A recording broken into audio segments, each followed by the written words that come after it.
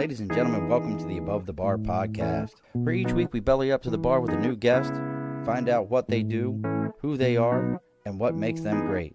So sit back, relax, and enjoy.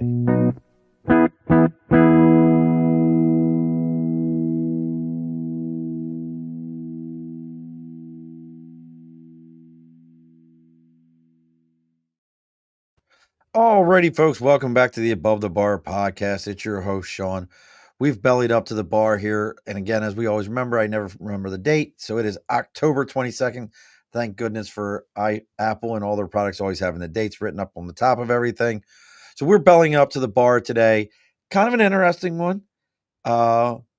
This person hails from a place that I promise you, I haven't said the name of this place since like 1994, 95. I would have told you before our favorite Kristen Manna told me that that's where this person was at, that it just fell off the face of the earth and turned into like a ghost town, like everything else that the military once touched and it never touched again.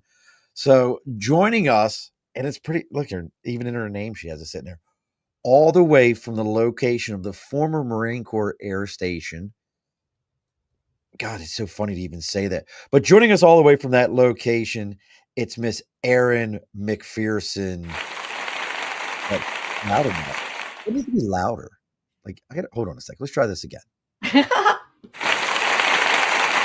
that's a great welcome.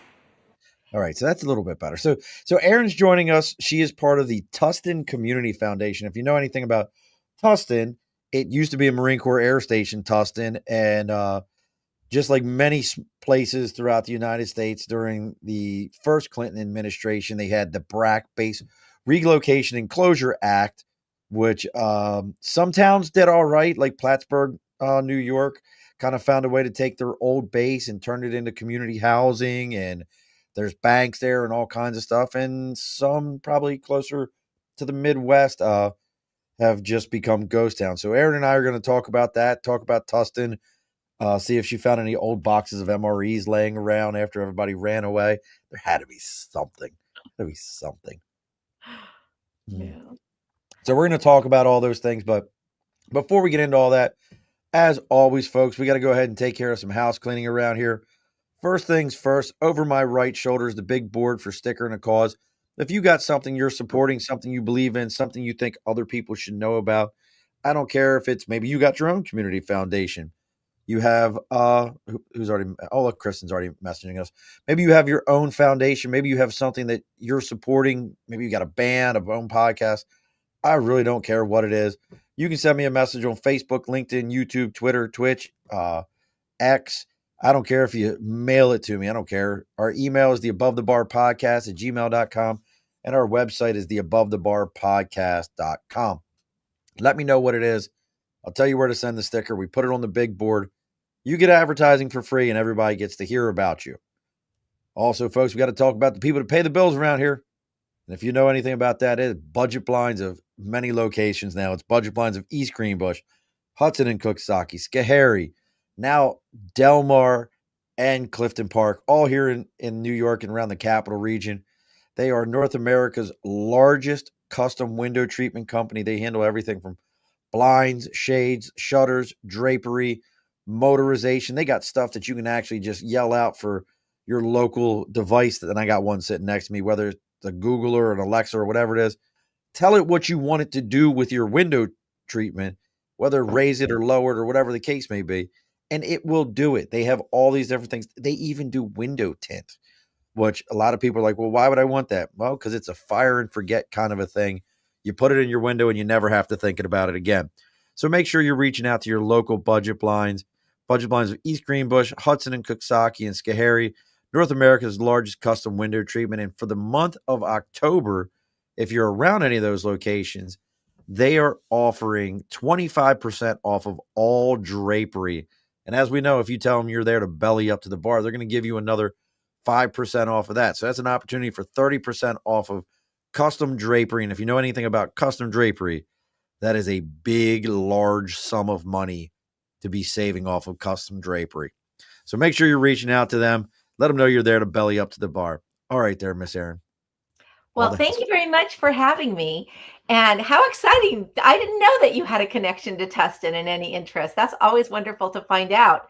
It's a Yeah. pretty great community. It's an So, interesting one. Like I said, I remember when Tustin, because it was, you either went to Tustin or you went to Miramar, and then when Tustin closed, everybody moved to Miramar, which is another. I've never been to Miramar. Listen, 20 years in the Marine Corps, never once was I on order stationed in California. Never. I well, that's avoided it. sad for you because No, we not have at all. beautiful bases. Camp Pendleton is amazing Camp and Pendleton is monstrous. It's so monstrous. big. It is. I brought my 8-year-old. He's 8 now. With me. I guess now it's been 2 years to go visit my old commanding officer's. He was retiring, and he was on, I don't even know what, like, all the different sides over there, but he was on the artillery side where all those guys are. And I was like, I pulled onto the base and I'm like, they're like, yeah, it's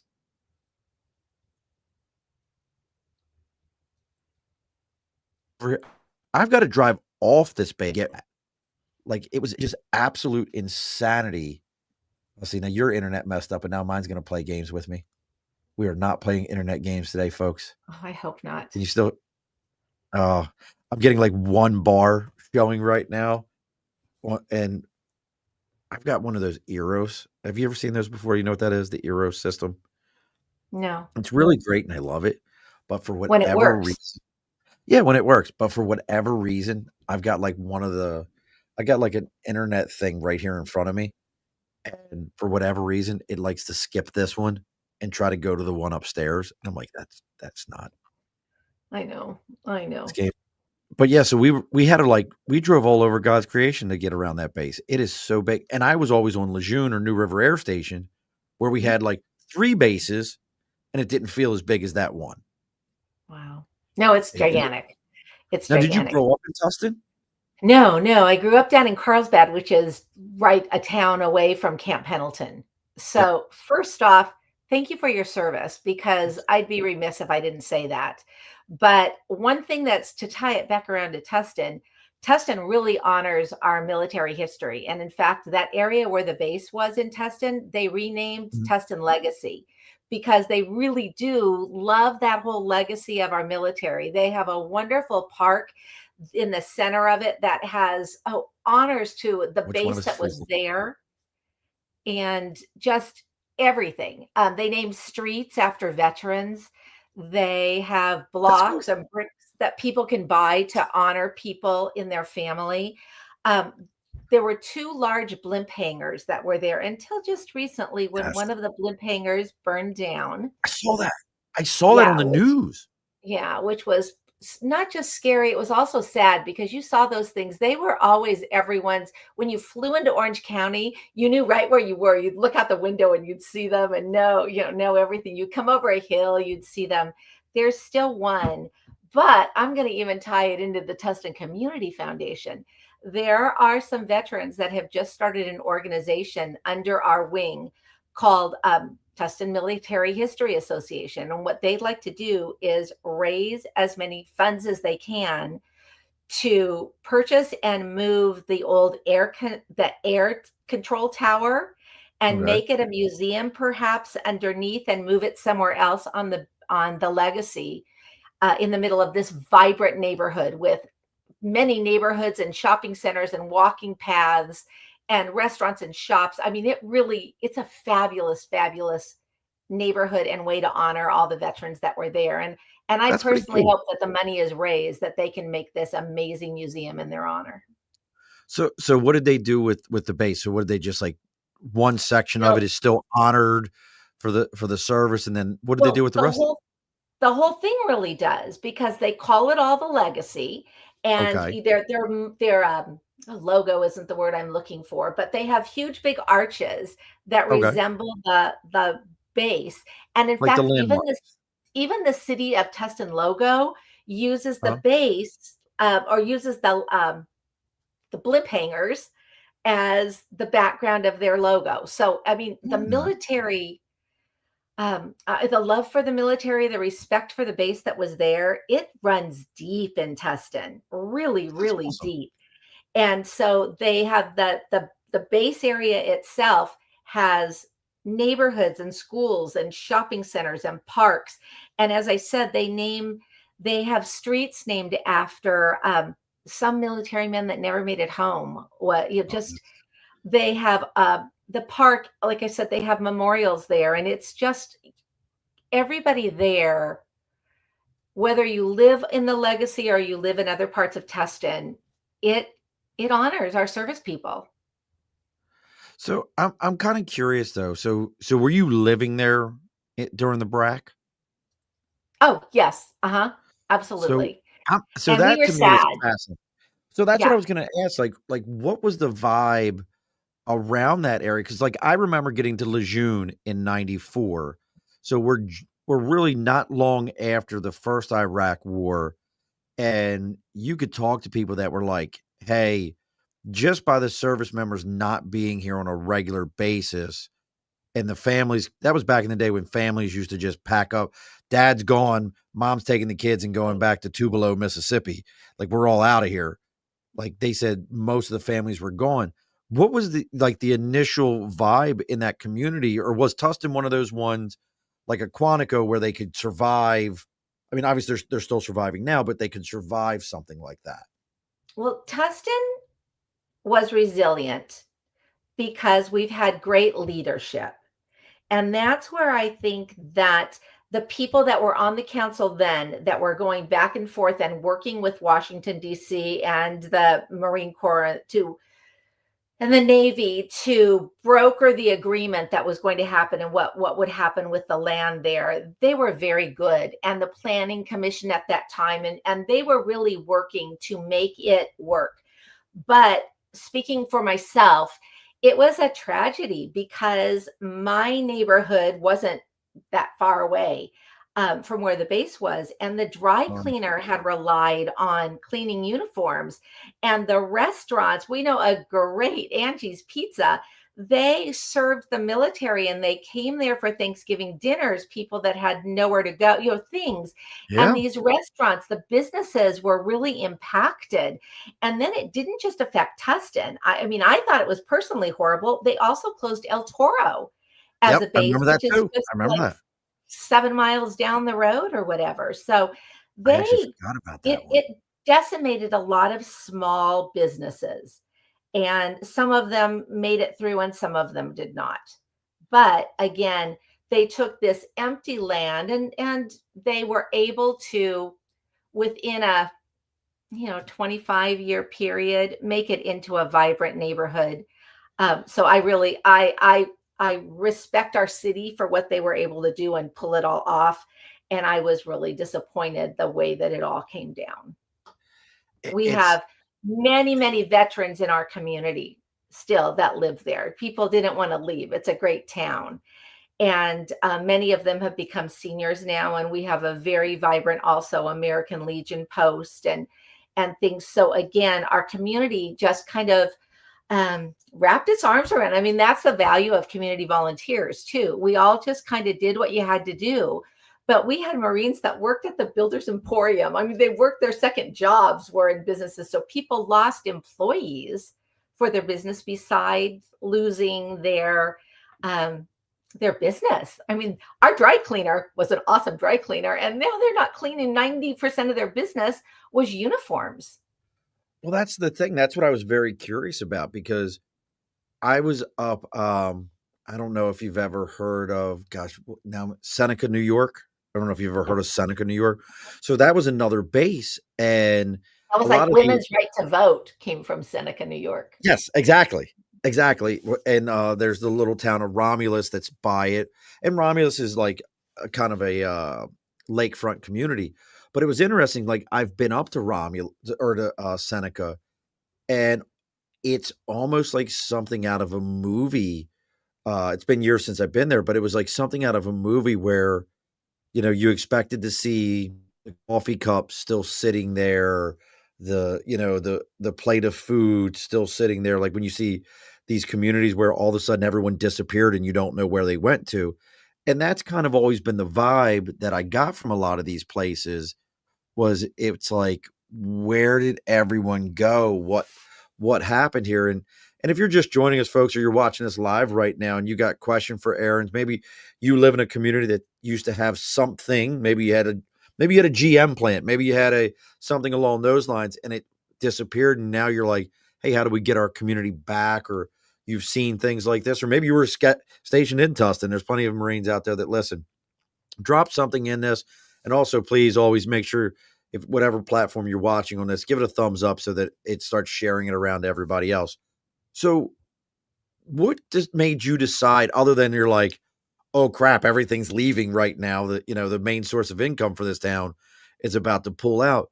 What made you think that, like, all right, I'm going to get involved in this like whole community leadership thing? Because that's pretty, Well, that's a lot.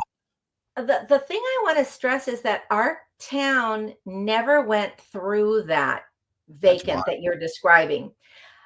Again, I applaud. We had elected the right people, and they had appointed the right people to commissions. The planning commission and the council went right to work, and if they couldn't have access to everywhere on the base, they started building with where they could build. Some places needed to clean up, toxic-y things.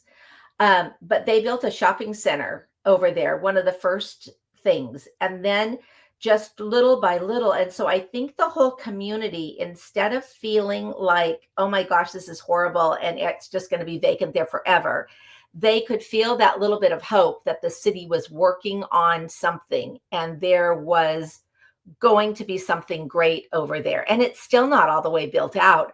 I was at a meeting with the city manager just a few weeks ago, and they're working on these a walking path to get from one side to the other. So there's these big dirt mounds. They kind of look like Evel Knievel, where you could jump from one side, to the other. But eventually it'll be a walking path. So there has been things, even if it's been like that for a while. The city was really great at communicating with everyone that we're going to be okay. Right. And when they started the shopping center, they had it done right before that horrible crash in the 2018, Right. but maybe 20 early. And so we were actually lucky to be able to get some sales dollars. And that edge of town is actually the Irvine side of town. Okay. So they were able to get additional shopping because that was the closest shopping center for people in a neighborhood that wasn't even part of Tustin.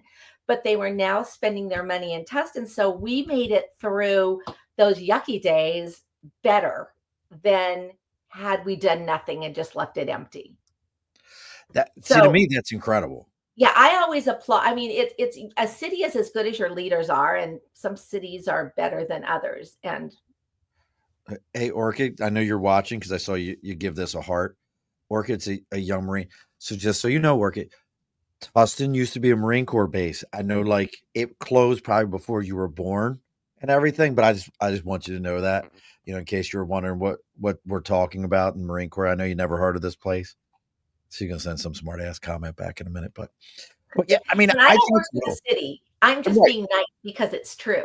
Because It's it's not. true, but so that's actually a good question that I was going to ask you is this something that the city has done, or is this like completely volunteer and you guys are like, hey, I'm going to get involved in this Tustin Foundation.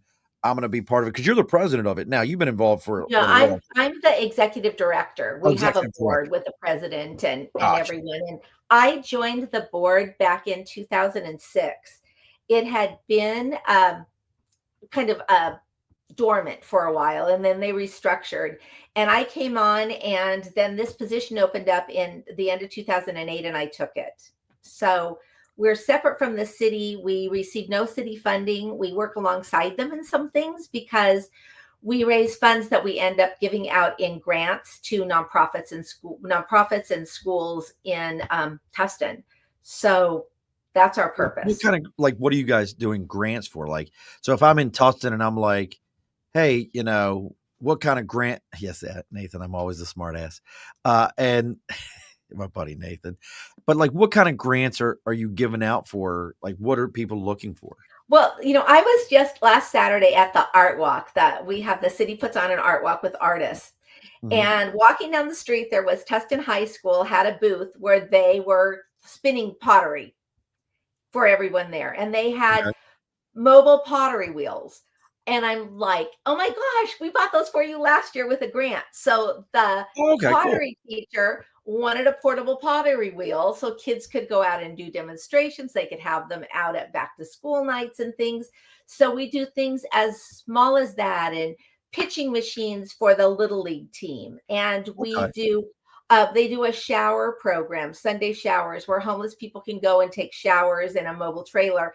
So That's cool. we pay for the cost of towels for a year's worth of towels for there, or things. So it's really wide open. We have funded over 100 organizations, over $1 million in 10 Wow. years, since 2008. That's longer than 10 years. Yeah, that's Um, a lot longer than 10 years. 18, 6, 7, 17 years.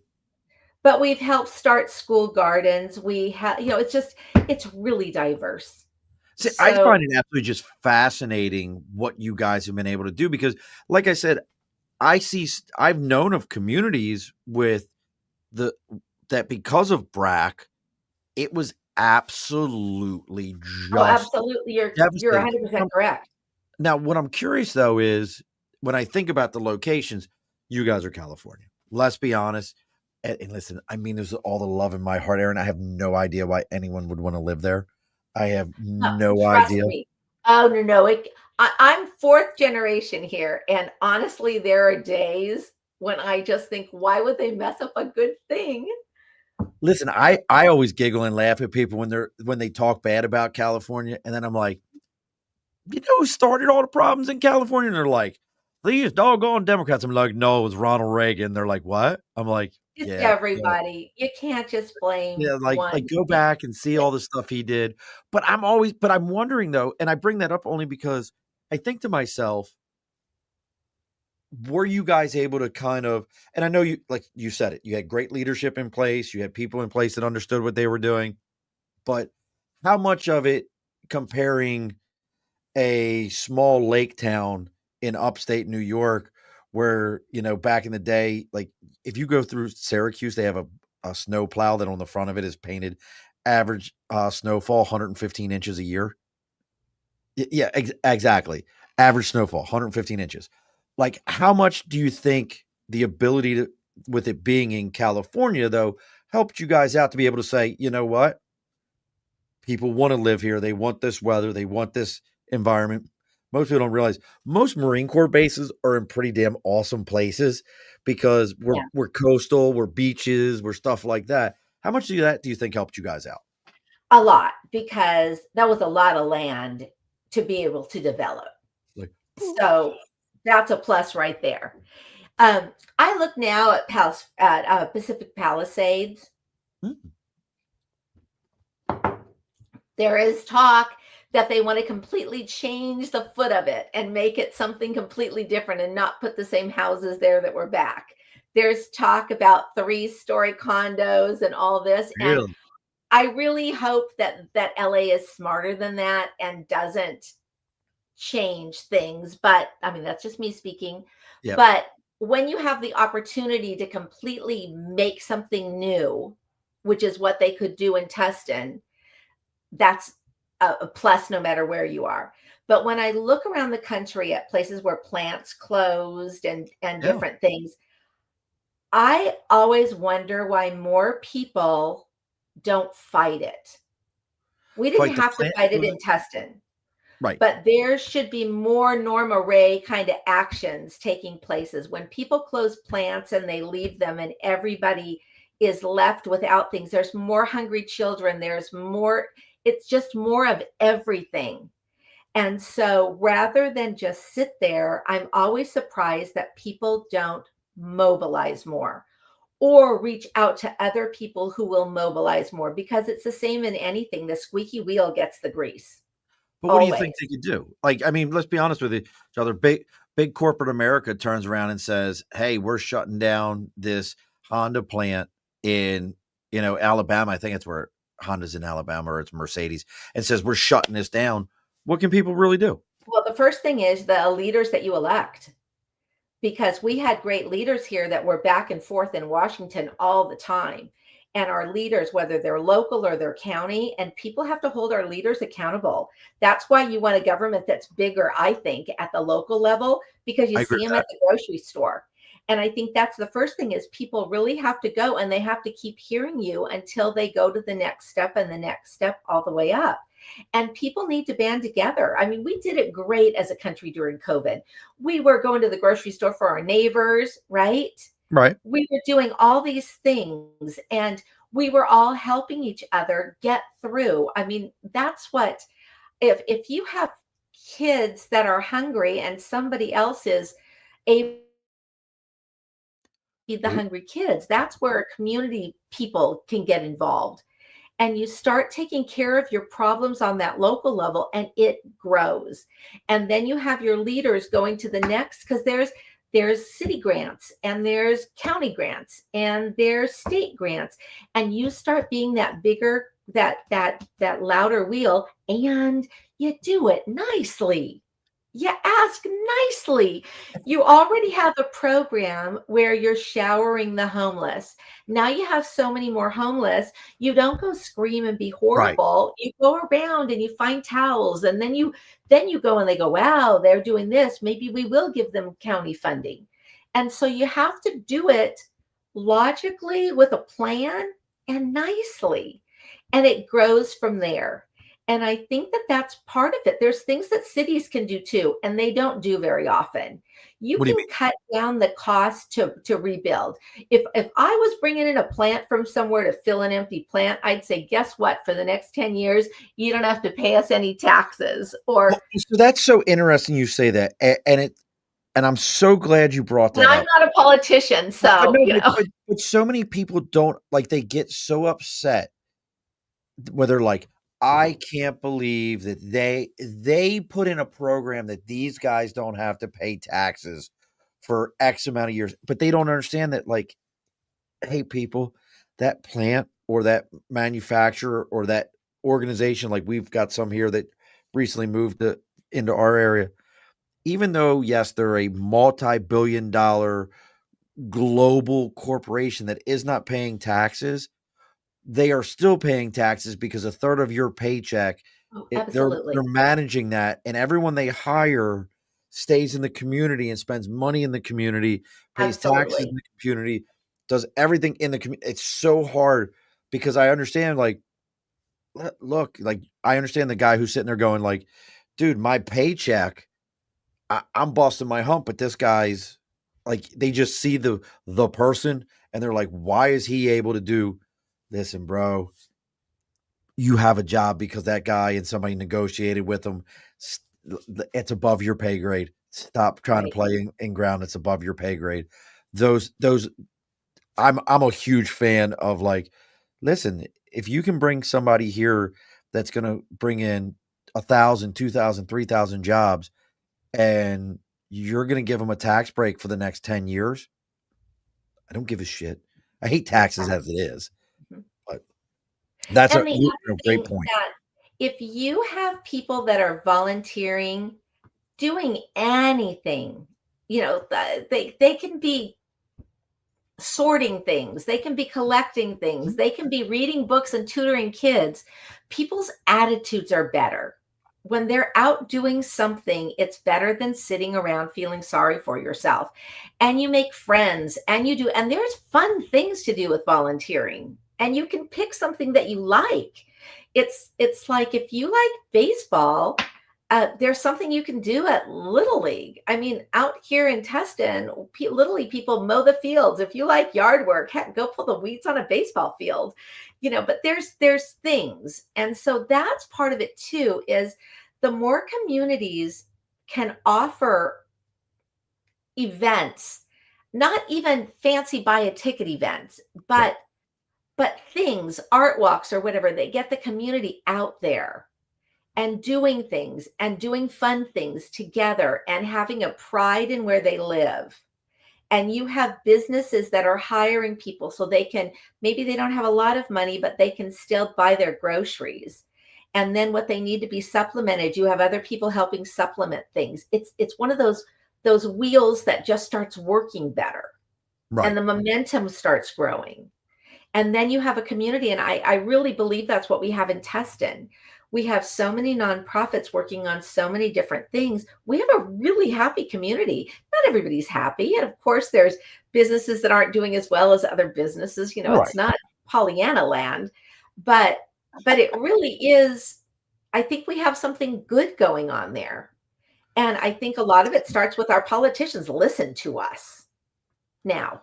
Well, you got to make them listen. I think that's a big thing about right there is they're only going to do as much as you force them to do. They're like any and listen, it's not against them as people, it's just they're going to do as much as you force them to do. And if you don't force them to like, hey man, I'm really not happy with what's going, the pothole in front of my house. Right. If you don't start saying, hey dude, this pothole's a problem, they're not going to care because you haven't said the pothole's a problem. So why do I care about the pothole? Mhm. So what's someone like if somebody has a community like this and I think what's A interesting is deteriorating. yeah, one that because I think we have a lot of them and a lot of people mistake deteriorating community for lost towns. And what I mean by that is, some people think that, oh well, this little Midwestern town that no longer exists anymore. Look, you probably missed a boat on that one, but if you live in a community and you're like, "Hey, like we have a town near me in Troy, New York called Lansingburg." I would drive through Lansingburg and some people are like, "Oh, the burg, it sucks." I'm like, "Dude, this is a riverfront community like on the Hudson River. There are Wow. Victorian homes that somebody has decided to chop up and make into 3 and 4 apartments.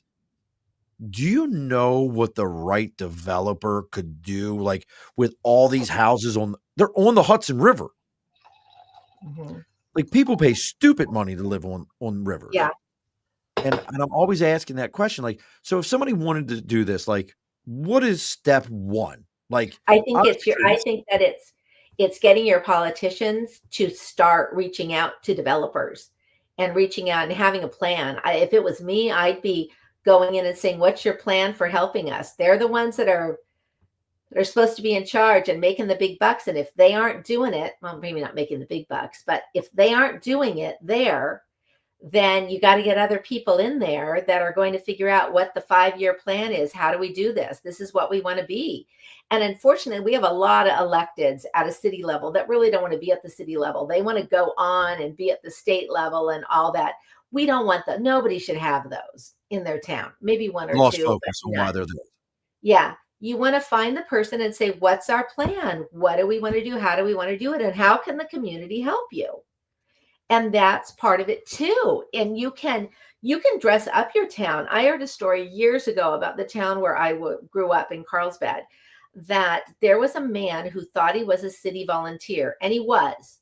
He walked around and yeah, he old and did his normal walk, and then he would pick up leaves and things that were going, just pick up some, but then he would call the city and say there's leaves blocking the gutter that leads out to the ocean. In his mind, he really was a volunteer in Carlsbad taking care of this area. And that's the thing. You need to make people care about their neighborhoods, Yes. even if they're doing something just like that. And then that, I think, maybe makes the politicians realize that they're reporting to people who have an interest. And too many times people think, oh, they'll never listen to me. Oh my God, they're people too. Right. They are just people who happen to do this. In some cases, they don't get paid, so they do it as a volunteer. Well, that goes back to I always talk about, when you talk about that caring right there, I promise you that little old man owned a home in that area. Mhm. I promise you he did. And and Absolutely. and that goes back to home ownership and finding ways for people to purchase homes. Like, it drives me like Baltimore did this recently where I grew up and, hey, you could buy a house for $1, but then you had to do all these other Oh, things. And it was like, realistically, it was like, wait a sec, the average person can't do all the other stuff you want them to do after the dollar for the house. A developer could, but then they were like, well, we don't want developers. Pick your poison. Pick yeah. your poison because the developer will come in with $20, buy 20 houses, gut them all out. and gentrify the area and bring in people with money. Because God, it's so funny you brought that up, because I just had this conversation with one of my sons and we were talking about Lansingburg. I said, the guy who buys 20 houses and rents them to 20 affluential people or sells them to 20 affluential people, young upcomers that want homes, are also the same people that will call the police and make you come to their neighborhood, are the same people that will go to those community meetings and say, hey, I own a home in this area. Why aren't you doing what I need you to do? They will be at those meetings. Why don't you? And I know, I mean, good Lord, you're in California. Everything's expensive. You have $1 million trailer park in California. That's a real thing. Why do you think that, we're not seeing that? Like especially in communities where you're at, we're like, hey, we can bring back some, like, I hate the term low income housing because we all have a mindset that this is a ghetto of some sort, but some type of housing where it's affordable for people to come in and rehab and bring communities back. Is that something that people could do through a volunteer level? That's a tough one. You're welcome.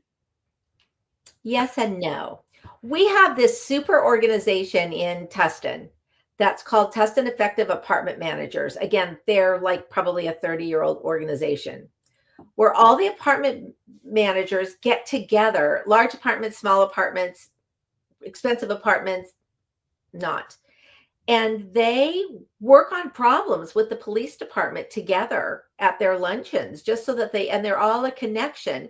So they all keep their places clean and crime free and things. So yes, neighborhoods can get together to help work together to keep everything the way that it should be. So yes, neighborhoods and neighborhood watches and all that very easily can do that. Speaking as me, not as the community foundation, crime scares a lot of people and they don't want to come out and tell what goes on. And I do think our crime things lately have been kind of crazy and people getting away with things. And that does keep more people from participating or speaking up about anything. And until that changes, you're not going to have anybody complain about the drug house down the street or other things. They just won't. I wouldn't even, Right. You're scared of, Exactly. is somebody going to come help me? I'm by myself. And unless you've got a neighborhood where everybody has really bonded together and the whole neighborhood is pointing the finger, you're never going to. Right. Well, that's where I always talk about home ownership. People who own homes and live in communities and they own homes are the first to be like, hey, there's a like sometimes folks, guess what? Karen is okay. Karens get stuff done, whether you like it or not. Sometimes. Yeah. Like Karen is a necessary animal. She's also a pain in the butt when you're having a barbecue, but Yes. sometimes Karens are okay because Karens are the ones that are like, do you know? So, but they have that broken window theory where you want to keep your own neighborhood nice. Yes. That. And so if somebody breaks a window and somebody else has a washing machine on their front yard and somebody else has a car on blocks, then everybody does it. Yep. So if nobody's doing those things, you just normally, no matter how expensive your house is, you want to keep that area nicer. And I know a lot of people who live in very low income areas that they take such pride in their neighborhood and in their house and in their everything. And then I come home and I go, God, my house is a real pit. Look how dirty it is, just because it has nothing to do with your income level. It doesn't. Now, No. those people you're talking about, I bet you they either own that home or they've been there for 10, 15, 20 years renting that home. Probably, but they just are people who are. But they care, but to them, it's theirs. Yeah. They've taken ownership of it. And pride in their home, their neighborhood, themselves. So what made you take ownership in Tustin then? Let's be honest here. Like, you're not from Tustin. You ended up. Here's how it started. How did you take I lived in Tustin, and I had a daughter who was, I guess, 4 at the time, and my son was 3 or 4, and my son was younger and potty training, and we went to a park by our house we lived in an older neighborhood and went to the park, and the restroom was disgusting. And I had a really good girlfriend that lived in another part of Tustin that had a new park, and their restroom wasn't disgusting. So I went to a council meeting and I said, I was young, and I said, Fired this up. isn't fair. All of the parks should have bathrooms that you can take your kids into. And so there was a council person on the council at that time, Jeff Thomas, and he said, you're probably right. How would you like to start a committee and be with the city and do something about that? We would love to have citizens input. And I said, okay, I will. And I did. And we started a committee. This is 1,000. My son is 33. And we started a committee called Tustin Pride. And out of that committee, I met some absolutely fabulous people. One who went on to be a council person and the mayor for many years. Oh, We wow. started a graffiti task force that the city still uses that as their basic plan. We did a shopping cart retrieval program. We started a program to fill sandbags if it rained too much. And it was literally just people. And then we started a program where we were giving awards to people who decorated their house really cool for the holidays, the outside. And then I left that committee and did other things. And about 10 years ago, I guess, this committee disbanded and we took the committee under our Tustin Community Foundation wing. And we still, every year, we award over 100 of these lollipop signs that say Tustin Pride Holiday Display Award. We have judges that drive around and then they get this lollipop sign and a gift in their yard and a gift certificate. But it started with just literally hating a public bathroom. A dirty bathroom. Mm-hmm. Look, folks, those of you that are watching us live now, if you've got questions for Erin, maybe you got questions about how you can get more involved in your community or a story about your time. Maybe you were stationed out in Tustin. Hell, if you were stationed in El Toro even, that's another one. I completely had forgotten about El Toro. I was like, God, I haven't heard that name physically in 30 years. I have not heard El Toro. Wow. But you have questions, go ahead and drop something here real quick. We're going to do this a little bit early because I'm enjoying this conversation. I don't want to skip a beat here. We're going to talk about the New Scotland Spirits last call here, folks. This week's episode is brought to you by New Scotland Spirits because good whiskey should never be boring. Handcrafted in upstate. What's that? That's true. It is. Handcrafted in upstate New York, New Scotland Spirits takes pride in small batch whiskey that's bold, smooth, and full of character. No gimmicks, no shortcuts, just a damn good pour every time. Whether you're widening down, catching up, or tuning in, New Scotland Spirits has a bottle you'll want on your shelf. Visit newscotlandspirits.com and taste what real whiskey is supposed to be.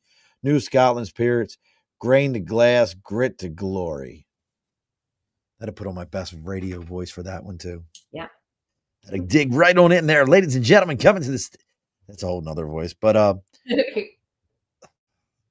like it's a good important whiskey. here. Nathan told me Lamar Jackson was in practice today. I heard that. We need to have a Lamarvelous day. Kristen says, thank you for all you do for Tustin and the Tustin area. We are so appreciative for you and the efforts of the Tustin Community Foundation. Oh, she's a sweetheart. She makes me feel better about myself every time I talk to her. But, she's just one of those people here. This is for you, though. From a little clappage.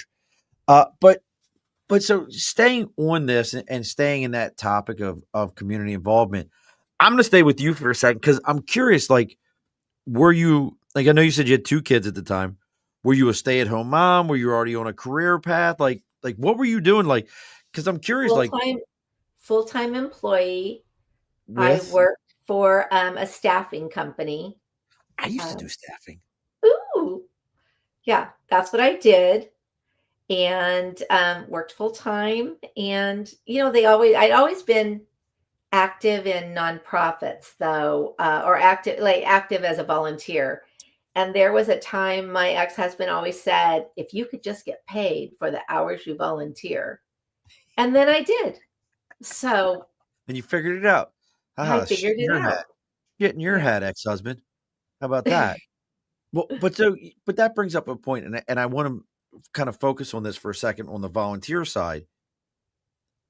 Help people understand, especially if you're like in an entrepreneurial space or you're looking to just self improvement. How important is volunteering To who?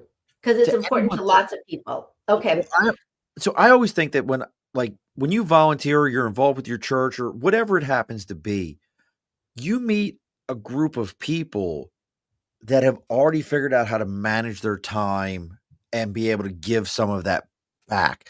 And it's such a huge piece. So, volunteering is important to the person who volunteers.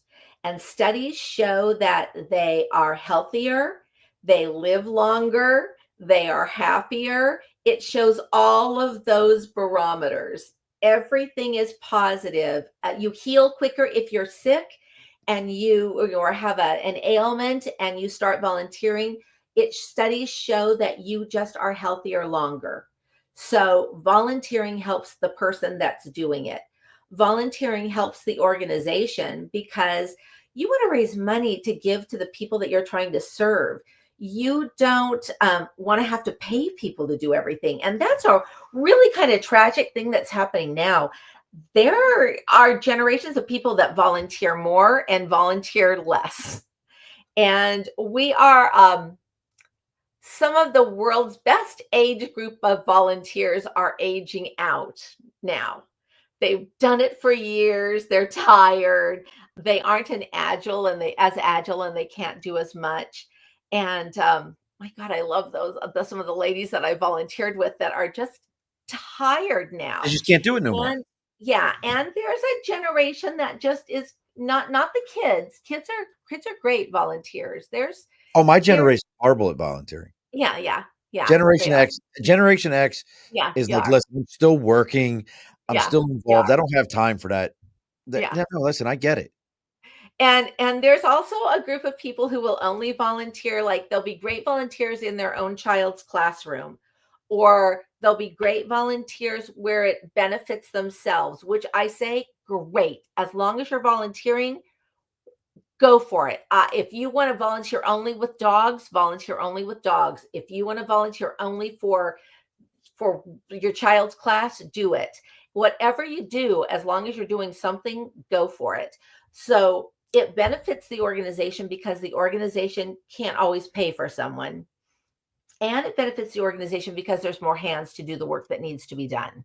That's a simple one. You can serve more people if there's more people doing it. And then of course it benefits the person who is being helped by being volunteered. It helps the child that needs the tutoring. Classes are large in California, Oh, I can't imagine. ridiculously large. And so the one teacher in the class, they can't help, everybody learn to read super well. So we have an organization in town, Leap Learning Center, and they bring volunteers into the Title I schools to help those kids one-on-one with the extra effort that they need to learn. We also have a large number of English as a second language students. Again, we have volunteers that are coming in and helping them become reading proficient. So volunteering helps everybody. And it even helps the community because some of the things that the city doesn't need to do with a paid employee, volunteers can do. When they hold an event, a volunteer can volunteer to do things that they would normally be paying someone to do. I gotta ask a So, question. Why do they call Tustin the city of trees? because there's a billion trees around, and some of them are really old. The oldest one is, I think, a sycamore tree. There's some old magnolias, but someone years ago filled out an application and sent it in because we had all of these old trees and we were given that designation. Because I had to look it up real quick because I was curious. Like, and guess what, folks? Going back to the blimp hanger for a second, when you're like, who cares? It's just a blimp hanger. Let me do this real quick, and I'll give you the chance to talk for a second. So, what industries have popped up since the base is closed? What industries have popped up in Tustin? It's not that kind of town, unfortunately. Okay, so it's not Um, one of those ones where, like, yeah, something like no. this went in? The college district has some new. They have an area out at the Legacy and growing right now. We call it ATEP, but the South Coast Community College District. Okay. Um, there's some other buildings out there, and I'm sorry I'm not remembering who they are right now. So I just wanna throw this out to people when we were Mhm, kinda joking when we were talking about the, blimp hangar. Maybe some of you have heard of a film in 1975 called The Hindenburg, Pearl Harbor in 2001, Star Trek in 2009, Austin Powers, The Spy Who Shagged Me, the TV mhm. series Jag, X-Files, The Man's Navy, which was from 1945, car commercials from Audi, Acura, Chevy, Mazda. If you would like to know what all those have in common, that blimp hangar that burned down, they were all filmed inside of there. Yeah, it's huge. I mean, It the was one that's there monstrous. still just yeah, Google Tustin Hangars and you'll see it, but when you get inside, it's gigantic. Like, I just And clicked on films that were films that were located there, and it, like, Hit and Run was there, The Hindenburg, The Man's Navy, There Goes a Helicopter, The Quarry, Valiant, The Unbroken Circle, Iron Curtain, The Waltons, The X-Files, California Gold, Paradise. Like, there's like, this Paradise, uh, that's a episode from 2025. That's, like, brand new. they're so huge, they didn't just hold a blimp. It was like 5 blimps fit Was ins it that many? don't quote me on that, but they held multiple blimps inside. It's just absolutely fascinating to me because they were such a big deal, and I used to, even in my early time in the Marine Corps, like, after they closed, that was a big thing, like, "Hey, the Tustin Hangars, they do all these things in there." So tell me, what's next on the list for Tustin then? Like, where is Tustin going with all this? Like, so it's not an industry town, it's more of like a community of people live in it and then go work other places, Yeah, their or logo used or their motto used to be, "Live where you must, but work and play in Tustin," and then people went like, "What do you mean live where you must?" So they took those signs down and, now they want you to live there. They're, like I said, I don't work for the city, so I cannot be the perfect person well, that's telling you, okay. but Listen, I don't care. I there wanna hear is I wanna hear your there are opinion. good business. We have some really very good businesses there, larger ones. But so it's not just all mom and pop businesses like accountants and banks, but there are some larger ones, and I'm just really sorry I can't tell you the large names now. Oh, give me no, I'm kidding. But, I mean, I'm looking, like, I could see, like, if, like, again, listen, folks, I'm the guy who got stationed in anytime the Marine Corps sent me to California for, like, a school or something like that, I ended up in California in May and June. What happens in California in May and in June there, Erin? What happens in San Diego? Usually on the coast where we all are, June gloom, In May May, gray, June gloom. I was the guy who owned the Marine Corps was like, "Hey, gunnery sergeant, you wanna go to Cali?" "I guess, I'll check it out." "Yeah, you're going in May and June." I'm like, "Okay," and then I'm like, "This place sucks. Why do you guys like this place? It's horrible." But I'm looking at, like, your guys' map, like, Tustin, uh oh, you have the Macaroni Automotive Museum? What is Oh, we that? do. It What has a is that? Batmobile in there. It's really cool. There's so many really neat cars in there. It's the Marconi. It Oh, is a Marconi. fun I place to really go. thought it said macaroni. Yeah, no, Told you I'm half it's illiterate. very cool. Race cars.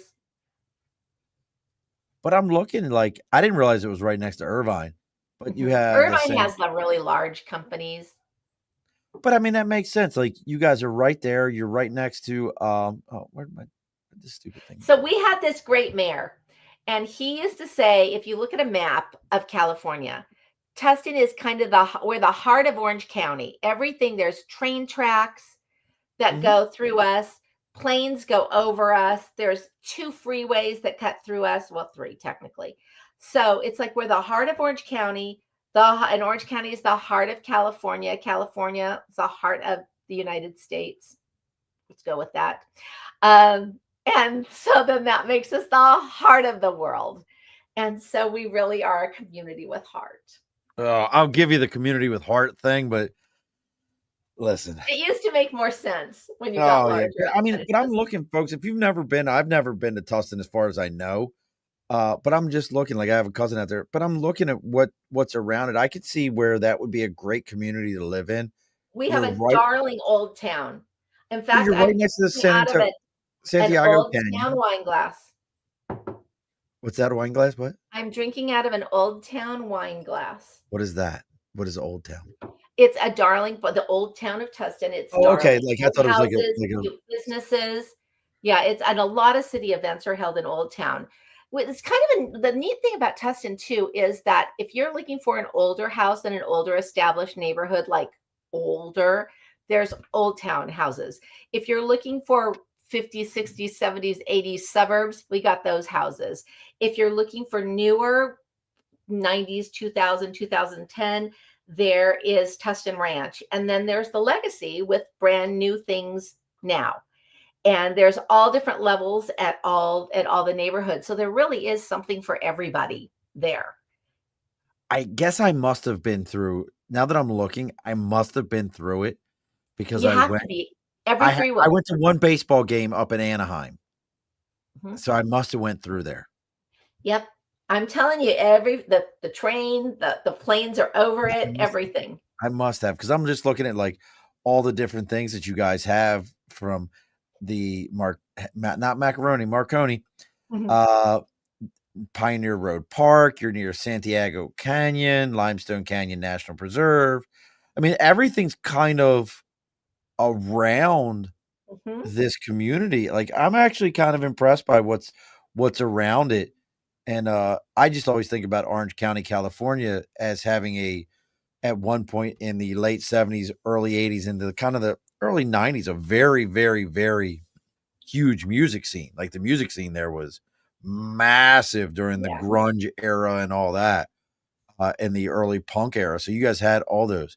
So as we're getting ready to close things up here shortly, somebody's out and there's like, hey, Erin, my community, like the one I was telling you about, Lansingburg, Mhm. I think my community has something there. How could they reach out to you if they said, hey, how can I get started? And they wanted to talk to you. Erin at TustinCommunityFoundation.org.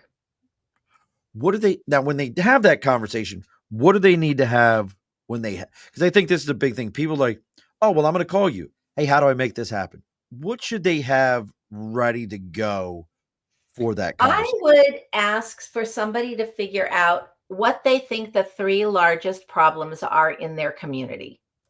What do you mean? Is it lack of jobs? Is it so that there's nowhere for people to work? Is it lack of things going on? It's just a community that is dying, and there's no events, and there's nothing going on, and people are just doing nothing.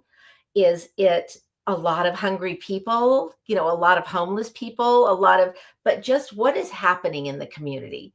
And then go from there because different kinds of community have different kinds of problems. Gotcha. And then kind of go from there, and then different resources.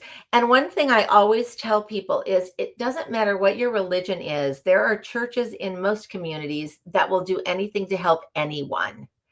And Absolutely. so if someone needs clothes, if someone needs a meal, if someone can't pay an electric bill or something, chances are there's already an organization, a Rotary or a church or a community foundation, somebody in a town that can help them. And then go into that organization and see what they do and see how you can help. And even with if you're walking and you see a drain that is clogged with leaves, that is volunteering to call your city and tell them about problems. Don't be afraid of your city. Don't be afraid of them at all. They are regular people, and that Yes. just happens to be their job. That's what they've supposed Honestly, to do. they're no better than anybody else. Well, look, folks, as I always say, if you found me through Erin or Erin through me, you can find her also on LinkedIn. You can find her on Instagram, all those different places. Make sure you're giving a like, share, and follow. If you're watching right now, same thing like, share, follow. I know it sounds cliche, folks, but it actually makes a huge, huge difference for us as we're getting ready to close up. Next week, It's Halloween week, folks. It's the spooky season. Ooh-wee-oo. I don't even think I do. I have a Halloween sound effect. Like they added some new sound effects to this. Do I have a set? I don't think I have a Halloween sound effects. I think like the best I might have is like, or maybe this. That's the best I got. I don't know. But make sure you're joining us. So Candy's going to be back. Candy's been on the show many times. She is bringing her new ghost hunting team. We're going to talk about things that go bump in the night and all that kind of stuff. You guys know that, listen, my show always breaks during those things. I think it's God's way of telling me to not talk to those people, but we keep talking to them to figure out what's going on. So make sure you're joining us next Wednesday. We do it every Wednesday, 8 p.m. Eastern Standard Time. Make sure you're joining us then. We got one last comment. Real quick. Orchid. Just so you know, I have not been to a Marine Corps ball since 2013 when I retired in July of 2014, so I was already gone. I have not been to a Marine Corps ball since 2013. My wife and I are going to the ball up here for the 250th anniversary of the Marine Corps, which is coming up on November 10th. I haven't decided if I'm going to do a birthday show or not, but I always do one every year. So again, as always, happy birthday to all my Marines. We're not quite there yet, but we're getting there. 250 years. Is Tustin doing anything for the birthday? I'm sure they are. They better be. I'm sure.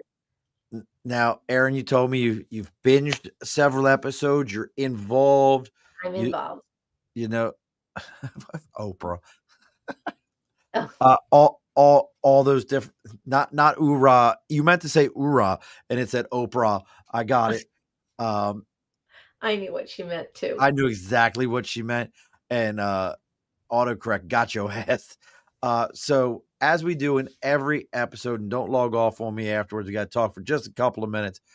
As we do in every episode, the guest always gets the final word. So what's our final word for tonight? I just want people to know they have power. They have power to change things.